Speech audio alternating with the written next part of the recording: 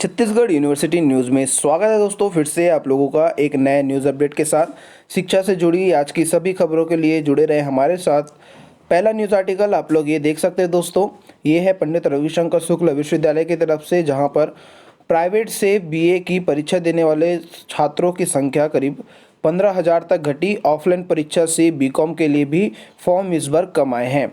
पिछली बार की तुलना में रविशंकर विश्वविद्यालय में दोस्तों इस बार करीब 25,000 फॉर्म जो है वो कम है। कोरोना के 3 साल बाद होने वाली ऑफलाइन परीक्षा में इस बार हजारों संख्या में छात्रों ने दूरी बना ली है।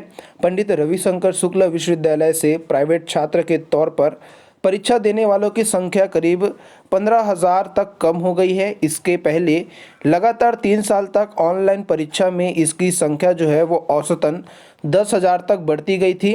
सबसे ज़्यादा छात्र बीए में कम हुए हैं। पिछली बार बीए के करीब 57,000 छात्रों ने आवेदन किया था।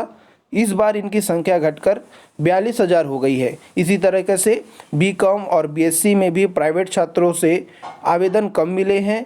कोरोना में रविशंकर विश्वविद्यालय की परीक्षाएं ऑनलाइन हुई थी, इसलिए छात्रों ने घर में पर्चे लिखने को सोच करके काफ़ी आवेदन किया था। और दुर्ग यूनिवर्सिटी की बात करें तो दुर्ग यूनिवर्सिटी में भी दोस्तों वार्षिक परीक्षा में भी छात्रों की संख्या कम हुई है। दुर्ग विश्वविद्यालय की वार्षिक परीक्षा के लिए अभी तक 1,60,000 से ज़्यादा आवेदन जो है फॉर्म जमा हो चुके हैं। पिछली बार आवेदनों की संख्या करीब 2 लाख से ज़्यादा हो गई थी। इस बार करीब 40,000 आवेदन जो है वो कम हुए हैं पिछली बार की तुलना में। तो ऑफलाइन मोड से एग्ज़ाम होने की वजह से जो प्राइवेट छात्र हैं उनकी संख्या में यहाँ पर गिरावट आई है। अगले न्यूज़ आर्टिकल की तरफ चलें तो ये न्यूज़ आर्टिकल है दोस्तों बीएड से संबंधित, जहाँ पर 18 बीएड कॉलेजों में खाली है 314 सीट, लेकिन प्रवेश के लिए यहाँ पर 9,000 छात्रों की दावेदारी है। आरक्षण मामले को लेकर के बीएड और डीएलएड की और फार्मेसी नर्सिंग की जो कॉलेज में प्रवेश की प्रक्रिया थी वो रुक गई थी। हाई कोर्ट के आदेश के बाद अब इनमें प्रवेश के लिए काउंसलिंग शुरू कर दी गई है। इस बार काउंसलिंग का जिम्मा भी जो है वो एससीईआरटी ने कॉलेज को दे दिया है। यहीं छात्रों को आवेदन जमा करना है, दस्तावेजों को वेरिफिकेशन करा करके कॉलेज में मेरिट सूची जारी करेंगे और फिर उसके बाद प्रवेश देंगे। छात्रों को आवेदन के लिए 5 और 6 जनवरी का समय दिया गया है। ऐसे में गुरुवार को कॉलेजों में आवेदन करने छात्र उमड़ पड़े। सीएमडी में 9 सीट और डीपी विप्र बीएड कॉलेज में 25 सीट खाली है, लेकिन इससे पहले सीएमडी में 600 और डीपी विप्र बीएड कॉलेज में 650 छात्रों ने फॉर्म जमा किए हैं। तो दोस्तों इस तरीके से बीएड के कॉलेजों में सीटें कम है लेकिन दावेदार यहाँ पर ज़्यादा है। और वहीं पर ये अगला न्यूज़ आर्टिकल आप लोग देख सकते हैं, जहाँ पर बीएड में अभी भी एडमिशन चल रहा है, लेकिन पढ़ाई जो है वो कब पूरी होगी इसका कोई गारंटी नहीं है। अभी जो है बीएड कॉलेजों में अब सीधा प्रवेश की प्रक्रिया जो है वो शुरू हो गई है और अभी जो है आधा सत्र जो है शिक्षा का वो निकल चुका है।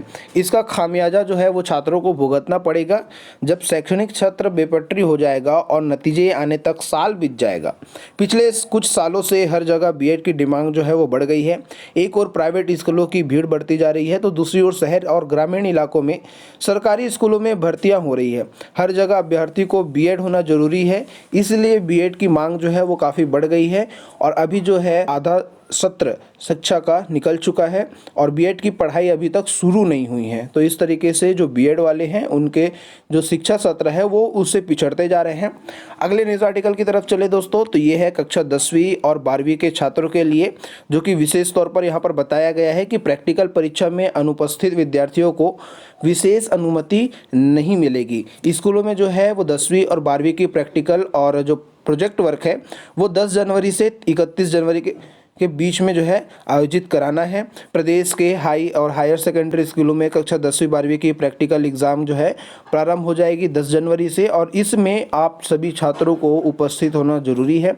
अगर किसी कारणवश आप इसमें अनुपस्थित होते हैं तो आपको किसी भी तरीके से जो है फिर से प्रैक्टिकल देने के लिए कोई भी यहाँ पर मौका नहीं मिलेगा। तो जो भी विद्यार्थी कक्षा 10वीं और 12वीं वाले हैं वो अपने प्रैक्टिकल एग्ज़ाम में ज़रूर पहुँचे और अपना अटेंडेंस लगा करके ज़रूर एग्ज़ाम को दिलाएं। अगले न्यूज़ आर्टिकल की तरफ चलें तो ये है दोस्तों नया न्यूज़ आर्टिकल जो कि नवोदय विद्यालय से संबंधित है। नवोदय विद्यालयों में कक्षा 6वीं के लिए पंजीयन शुरू हो चुके हैं। कक्षा 6वीं में प्रवेश के लिए ऑनलाइन आवेदन जो है वो शुरू हो गया है, जिसे आप navodaya.gov.in, जिसका लिंक आपको नीचे डिस्क्रिप्शन में भी मिल जाएगा, वहाँ पर 31 जनवरी तक कर सकते हैं।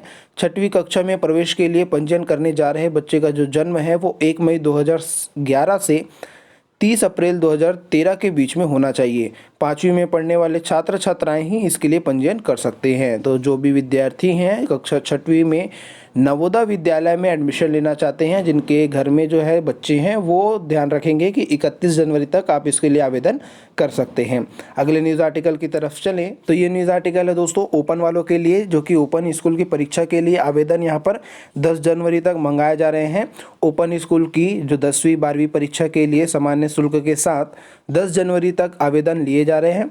इसके बाद 15 जनवरी तक आवेदन करने पर आपको 500 रुपये विलम्ब शुल्क देना होगा। लेट फीस के साथ आप अपने आवेदन फॉर्म को 15 जनवरी तक बढ़ाई गई तारीख पर जमा कर सकते हैं। ओपन स्कूल के लिए इसके लिए नए निर्देश जारी हो चुके हैं, जिसके तहत आप 10 जनवरी तक बिना विलम्ब शुल्क के आवेदन कर सकते हैं और उसके बाद 15 जनवरी तक आपको 500 रुपये का फीस देना पड़ सकता है। तो जो भी विद्यार्थी कक्षा 10वीं 12वीं की ओपन परीक्षा दिलाना चाहते हैं वो 10 जनवरी तक अपना आवेदन अपने स्कूलों में जमा कर दें। अगला न्यूज़ आर्टिकल आप लोग देख सकते हैं, जहाँ पर MBBS परीक्षा शुरू होगी 9 से। प्रवेश पत्र जो है इसके लिए ऑनलाइन जारी कर दिया जाएगा।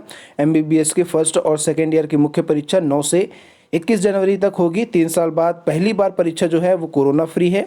छात्रों को परीक्षा हॉल में मास्क लगाने को कहा गया है। परीक्षा के लिए Pandit Deendayal Upadhyay health science and Ayush Vishwavidyalaya ने एडमिट कार्ड भी यहाँ पर जारी कर दिया गया है और छात्र जो है वेबसाइट में इसका प्रवेश पत्र डाउनलोड कर सकते हैं। तो आज का न्यूज़ आर्टिकल दोस्तों यहीं पर समाप्त होता है। तो इसी तरीके से शिक्षा से जुड़ी और अपडेट के लिए दोस्तों हमारे चैनल को सब्सक्राइब कर लें और देखते रहें छत्तीसगढ़ यूनिवर्सिटी न्यूज़।